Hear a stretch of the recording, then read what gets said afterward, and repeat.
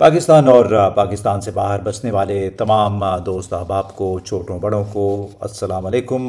हमारा आज का मौजू खालिसतन गैर सियासी है। इसका ताल्लुक़ सयाहत से है। पाकिस्तान के खूबसूरत सयाहती इलाके जो कि शिमाल में हैं, बड़े बड़े पहाड़, 8,000 मीटर से बुलंद, मेरा ख्याल है 7 चोटियाँ हैं हमारे पास, और न मालूम कितने ग्लेशियर्स हैं जो कि साल हा साल, सदियों से, हज़ारों साल से उधर ही पड़े हुए हैं और इलाके की खूबसूरती में इजाफ़ा करते हैं। झीलें हैं, जंगल हैं, क्या क्या कुछ नहीं है। और इस हवाले से मैं आपको एक वाक़या याद दिलाता चलूँ। पाकिस्तान के दौरे पे आए हुए जर्मन वफ़द के कुछ अरकान से मुलाकात हमारी हुई। कोई 2004-05 की बात है, यानी आज से तकरीबन 20 साल पहले। तो एक जर्मन ख़ातून थी, उन्हें पाकिस्तान बहुत पसंद था। उन्होंने मुझे पूछा कि आप अपने मुल्क को कैसे डिफ़ाइन करते हैं, यानी अपने मुल्क को बाहर आप कैसे पेश करेंगे, what is it that strikes you most for your country.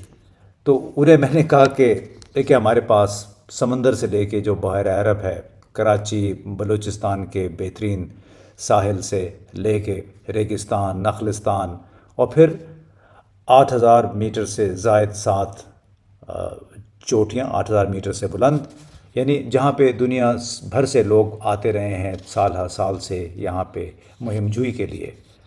तो उन खातून ने कहा कि एग्जैक्टली यही वो बातें हैं जिसके लिए मुझे पाकिस्तान पसंद है।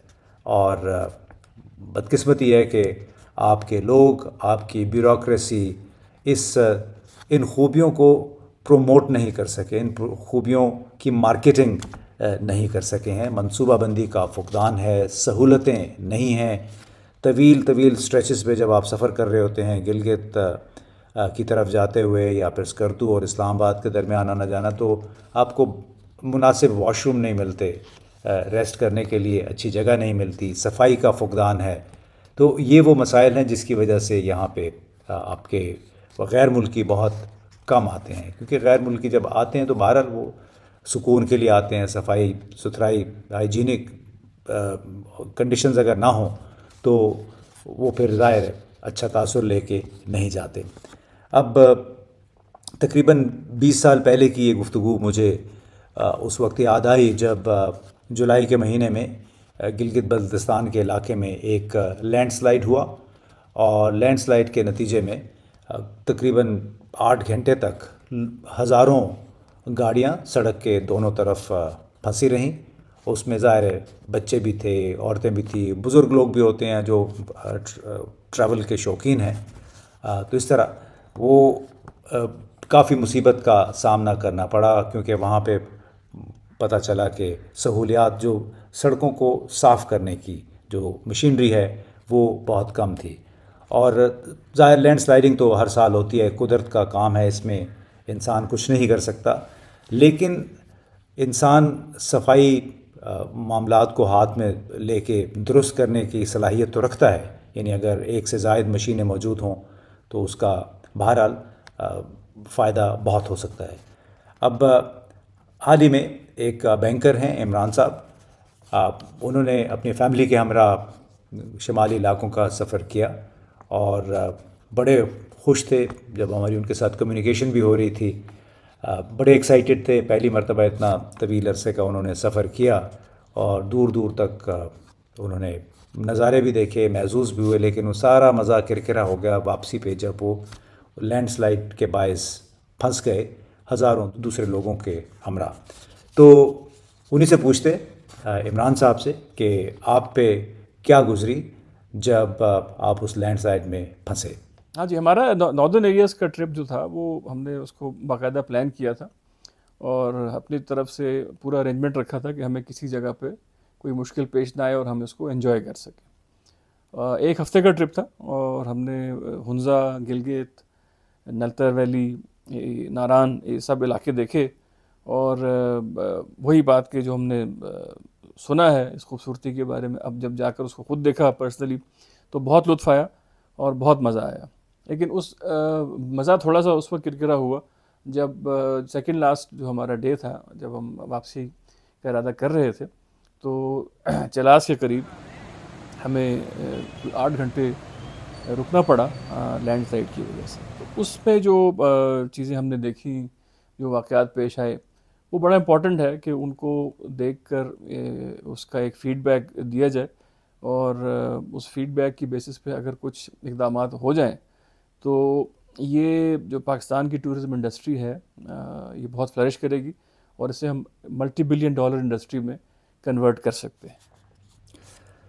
हमने इमरान साहब से ये भी पूछा कि इस तमाम सूरत हाल को देखते हुए कि एक तरफ इंतहाई खूबसूरती है, हसीन नज़ारे हैं, दूसरी तरफ जब आप किसी मुसीबत में फंस जाते हैं तो जब ये सरकारी बयानात हैं वज़रा के, मुशीरों के, ऑफिशल्स के पाकिस्तान में ज़बरदस्त टूरिज़्म के मौक़े हैं, शहबाज शरीफ साहब भी कहते रहे, इमरान ख़ान साहब भी कहते रहे, तमाम लोग बशमूल वज़रा के पाकिस्तान को एक टूरिज़्म डेस्टिनेशन के तौर पे कहते तो रहते हैं, लेकिन इमरान साहब क्या सिर्फ नारे लगा के इस तरह की बातें करने से लोग यहाँ आते हैं या उनको इस सेक्टर को भी जब तक प्राइवेटाइज ना किया जाए उस वक्त तक हालात बेहतर नहीं होंगे? क्या प्राइवेटाइजेशन इसका एक हल है?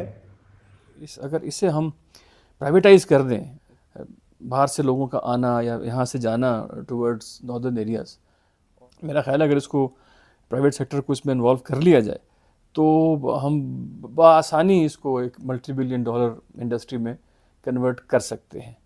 क्योंकि अब हमें मसाइल पेश आए उसमें सबसे पहली चीज़ हमने यही देखी थी कि इक्विपमेंट की कमी है और इसके अलावा एक जैसे हमने देखा एक जगह पे बालाकोट की तरफ जाते हुए कि टूरिज़्म पुलिस एक अमले पे मुश्तमिल शायद उस वक्त वो मौजूद थी फोर्स, तो उनके होने से बड़ा फ़र्क पड़ता है क्योंकि जब लैंडस्लाइडिंग हुई हल्की सी तो लोग क्यू तोड़कर आगे जाने की कोशिश कर रहे थे, मगर जो ही वो पुलिस का अमला पहुंचा उन्होंने सब चीज़ें ऑर्गेनाइज़ कर दी और कुछ ही देर में हम फिर उस रास्ते से आगे निकल गए। लेकिन प्राइवेटाइज करने से शायद प्राइस तो बढ़ेगी, कॉस्ट बढ़ेगी, लेकिन चूँकि इन इलाकों में जो लोग जा रहे हैं वो वही लोग हैं जो अफोर्ड कर सकते हैं और अफोर्डेबिलिटी होते हुए अगर चंद हज़ार रुपए ऊपर भी लग जाएंगे, मेरा नहीं ख्याल कि लोग माइंड करेंगे इस चीज़ को।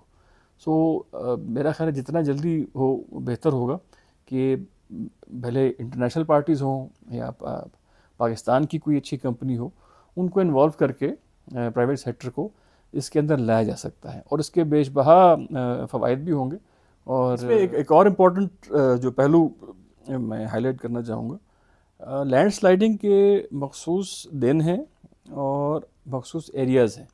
मेरे ज़ाती ख़्याल में ऐसे इक़दामात किए जा सकते हैं कि लैंडस्लाइडिंग ज़ीरो तो नहीं हो सकती लेकिन आप उसको मिनिमाइज़ कर सकते हैं। जिन जगहों पे हमने देखा जहाँ फ्रीक्वेंटली होती है लैंडस्लाइडिंग, वहाँ चूँकि वो सब्ज़ा नहीं है, पहाड़ों पर दरख्त नहीं है, इस सूरत हाल में एज अ लेमैन जो मुझे समझ में आया उसमें जो हमने देखा भी है कुछ जगहों पे जो मेटालिक नेट्स लग सकते हैं या आप वहाँ एक प्लेटफॉर्म ऐसा क्रिएट कर सकते हैं, कंस्ट्रक्ट कर सकते हैं जो सड़क के ऊपर एक साए का काम दे, छत का काम दे और जो भी लैंडस्लाइड हैं, पत्थर हैं, कीचड़ है, वो उसके ऊपर से होता हुआ नीचे गहराई में गिर जाए।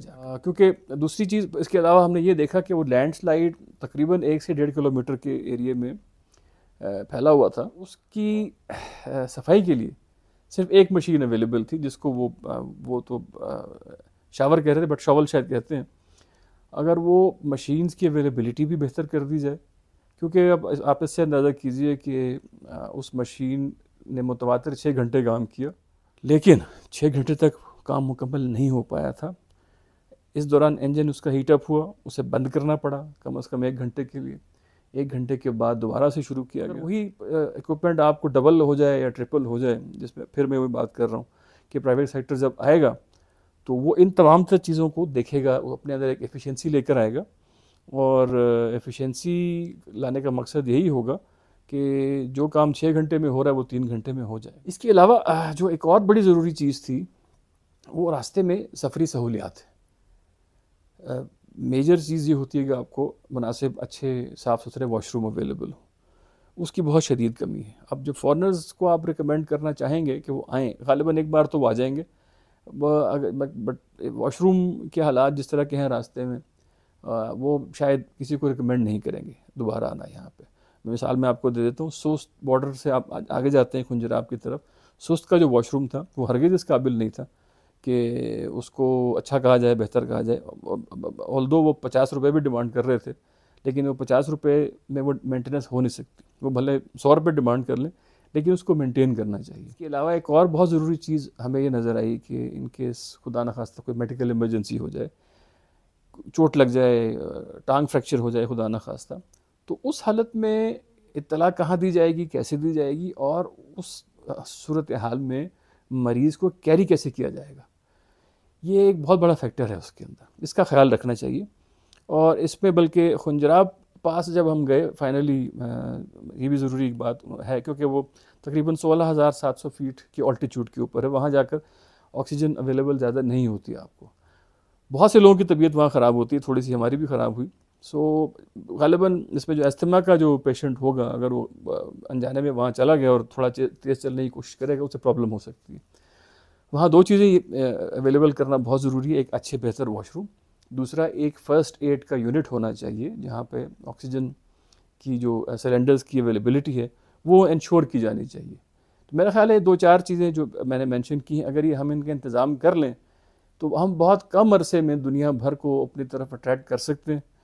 और वो अट्रैक्ट करने का ऑब्वियसली पहला फ़ायदा वही है कि जो फ़ॉरेन करेंसी की शदीद कमी पाई जाती है हमारे मुल्क में, जो फ़ॉरेन करेंसी के रिज़र्व्स शॉर्ट हो जाते हैं फ्रीक्वेंटली, उसका दावा किसी तरह से पार्टली हम बेहतरीन टूरिज़म की फैसिलिटीज़ देकर भी कर सकते हैं। इमरान साहब ने एक और बड़ा जिक्र किया, मशीनरी का तो आपने सुन लिया। मेरा ख्याल है वहाँ पे फ्रंटियर वर्क्स ऑर्गेनाइजेशन के पास ठेका है इन तमाम सड़कों की मुरम्मत का, उनकी मेंटेनेंस का। तो ये बता रहे थे कि वहाँ पे मशीन एक थी, यानी जो एक्सकेवेटर या शवल जो होता है वो एक था, जिसकी वजह से काफ़ी देर लग गई। तो हमने उनसे पूछा कि जो कम्युनिकेशन का क्या हाल था वहाँ पे, क्योंकि कई ऐसे पैचेस आते हैं, चाहे आप चित्राल जा रहे हों या गिलगित स्कर्दू की तरफ जा रहे हों, तो कम्युनिकेशन कट जाती है, मोबाइल सिग्नल ख़त्म हो जाता है, राब्ता आपका बाकी दुनिया से मुनक़ते हो जाता है। खुदा न खास्ता अगर कुछ आपको पेश आ जाए हादसा, तो फिर इत्तेफाकन जब पास से कोई गुज़र रहा हो तो शायद उस वक्त आपको मदद मिल जाए, वगरना ऐसे इलाके हैं जहाँ पे आप बिल्कुल बेयार व मददगार हो जाते हैं। तो इस हवाले से इमरान साहब ने क्या कहा, सुनते हैं। जो सबसे बड़ा हमें इशू नज़र आया उसमें वो था कम्युनिकेशन का। अब मिसाल के तौर पे आप जब सफ़र शुरू करते हैं नारान की तरफ, और नारान पहुंचने के दौरान ही आपको अंदाज़ा होना शुरू हो जाता है कि आपकी जो कनेक्टिविटी है वो बहुत अच्छी नहीं है। कई जगह ऐसी आती हैं जहाँ पे आपको कोई सिग्नल नहीं मिलता। अब इसमें जितनी भी सेलुलर कंपनीज़ हैं पाकिस्तान की, उसमें वो सब इसमें शामिल हैं। एस्कॉम जो ख़ास तौर पे इन इलाकों में इस्तेमाल की जाती है सिम, वो भी कई जगहों पर उसका सिग्नल आपको नहीं मिलता। सो हमने जो हम फंस गए जाके लैंडस्लाइड के मौके पे उस मकाम पे चलास और बाबू सटाप के दरमियान, तो सबसे वाज़ेह तौर पे जो चीज़ सामने आई वो ये था कि अब मिसाल के तौर पे दिन 1-1:30 बजे हमारा जो कम्युनिकेशन हुआ आखिरी अपनी फैमिली के साथ, उसके बाद रात तकरीबन 11 बज गए जब हम बाबू सटाप पहुँच पाए। वहाँ जाकर हमने अपनी फैमिली को इत्तला दी कि हम खैरियत से हैं। सो अब आप सोच सकते हैं कि उस लैंडस्लाइड के एक तरफ हज़ारों लोग खड़े हैं और उसके दूसरे एंड पे भी सैकड़ों लोग फंसे हुए हैं। अब वो लोग रात भर वहीं फंसे रहे थे, वो अपने घरों को इत्तला नहीं दे सके थे। अब उसके अंदर फिर दूसरा मसला ये था कि आपको फूड सप्लाईज़ वहाँ अवेलेबल नहीं हो पाती ऐसे मौके पे, क्योंकि 8-9 घंटे के लिए कोई फैमिली अपने साथ एक्स्ट्रा सामान खाने पीने का नहीं रखती। उनका यही कोशिश होती है कि रास्ते में कहीं रुकेंगे, वहाँ से कोई खाने पीने की अशिया हम लेके आगे बढ़ेंगे इसके अंदर। और उसमें इसके अलावा हमने ये देखा कि जो लाहौर कराची से लोग आए और वो बाबू सटाप की तरफ से आ रहे थे चिलास की तरफ, वो बड़ी शदीद मुश्किल में थे। हमने उनको पैदल आते भी देखा और कई जगहों पर तकरीबन 1 फुट गहरा कीचड़ भी मौजूद था।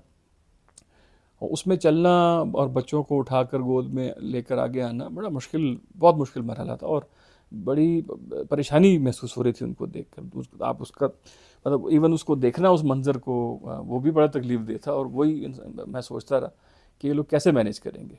और वो फिर हमें यही खबर मिली कि वो तमाम तर लोग जो वहाँ फंसे हुए थे उनको वो रास्ता सुबह के वक्त मिला।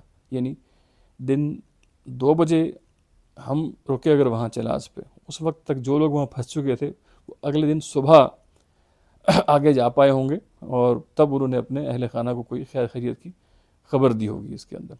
तो कम्युनिकेशन जो है वो बहुत इम्पॉर्टेंट है वहाँ पे। और उसमें मेरे जहन में जो 2-3 चीज़ें आ रही थी वो यही था कि जो टेलकोज़ हैं पाकिस्तान की, उनसे बात की जाए, और ये जो ख़ास एरियाज़ हैं इनमें उनके टावर्स लगवाए जाएं, या वो इन जगहों पर हॉटस्पॉट्स क्रिएट करें, ताकि इन केस इस तरह कोई इमरजेंसी होती है तो कम से कम खैरियत की इत्तला दी जा सके। इसके अलावा दूसरी चीज़ ये है कि अभी टेक्नोलॉजी का जो अब गैप है दुनिया भर में इतना ज़्यादा नहीं है। एलन मस्क मशहूर आदमी, और टेक्नोलॉजी के हवाले से उनका बहुत नाम है। उनका जो नेटवर्क आ रहा है स्टारलिंक के जो सेलुलर फ़ोन होंगे वो सैटेलाइट से कनेक्टेड होंगे। सो वही बात कि अगर प्राइवेट सेक्टर आता है, ये चीज़ें साथ लेकर आता है, तो एक बहुत बड़ी कन्वीनियंस भी क्रिएट होगी, और जितने फॉरेनर्स हैं वो आना पसंद करेंगे, क्योंकि कनेक्टिविटी आपको सिक्योरिटी भी देती है। और इसके अलावा एक और चीज़ जो हमने ये देखी कि सर्वेलेंस होनी चाहिए, ड्रोन सर्वेलेंस होनी चाहिए, एयर एम्बुलेंसेस की अवेलेबिलिटी होनी चाहिए। मतलब आप बिलियंस ऑफ डॉलर्स खर्च करेंगे तभी आप बिलियंस ऑफ डॉलर्स उसके अंदर जनरेट कर सकेंगे। तो इस पे फौरी तौर पे बात होनी चाहिए, क्योंकि बहुत बड़ा इन्फ्लक्स है, बहुत लोग आते हैं। ख़ास तौर पे लाहौर से हमने देखा, मुल्तान से देखा, पंजाब से बहुत ज़्यादा लोग आते हैं। तो अगर वही हज़ारों की तादाद में आ रहे हैं, इसमें आप चंद हज़ार फॉरेनर्स ऐड कर लें तो आप सोच सकते हैं कि हम कितना रेवेन्यू जनरेट कर सकते हैं इसके अंदर। तो ये तो थी जनाब इमरान साहब की बातें। बैंकर हैं और उनकी भी बड़ी शदीद ख्वाहिश है कि पाकिस्तान भी एक मल्टी-बिलियन डॉलर टूरिज़्म डेस्टिनेशन बन जाए, बिल्कुल ऐसी जैसे थाईलैंड है, चाहे इजिप्ट, मिस्र, यानी वहाँ भी बहुत सयाह जाते हैं। ईस्ट एशिया के बहुत सारे ममालिक हैं। दुबई इतना छोटा सा मुल्क है, उन्होंने सहरा होने के बावजूद अपने मुल्क को सयाहों के लिए एक इंतहाई पुरकशिश मकाम बना दिया है। लेकिन ये पुरकशिश मकाम सहूलतों से आता है, नारों से नहीं आता।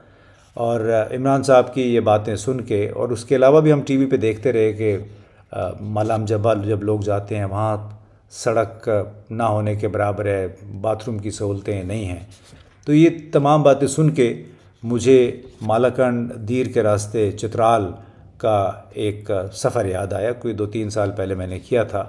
अब नज़ारे बहुत खूबसूरत हैं, बल खाती सड़क, दिलकश नज़ारे हैं, जंगलात, बड़ा हसीन एक मंज़र होता है।